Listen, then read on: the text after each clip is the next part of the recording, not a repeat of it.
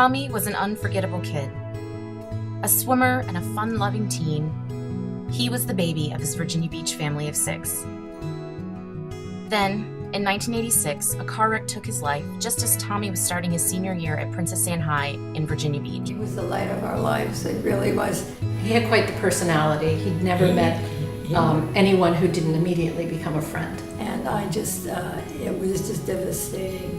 We just wanted to do something to keep his memory alive.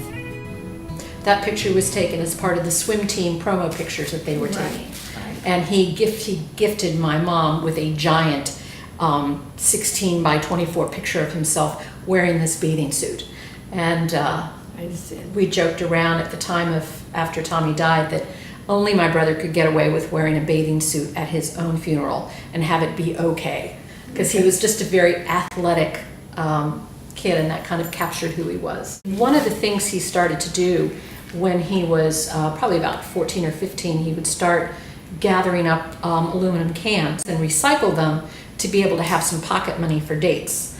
And that sort of became the impetus for how to fund this scholarship. Daddy developed a very special can crushing machine, and I used to think it was just an incredibly positive way, cathartic process to get through the grief of the loss that they had experienced. Tommy wasn't a stellar student. He's not what you typically think of when you think of a scholarship. He was a good kid, a good average kid. No. And he was involved with the That's church. He was an altar boy. He was in the Boy Scouts. He was involved with the Civic League. And so when my parents created this fund, they wanted to have a way to recognize kids who worked hard in school, but weren't necessarily the stellar students. The first one he gave was very small. Went to Doug Sermons, who was one of his classmates. And that was in 1986, right? 87. 87, a class of 87, which would have been his class. We were concerned about the legacy of my brother. My parents had established this scholarship and were running it independently. It was supervised in conjunction with Princess Anne High School.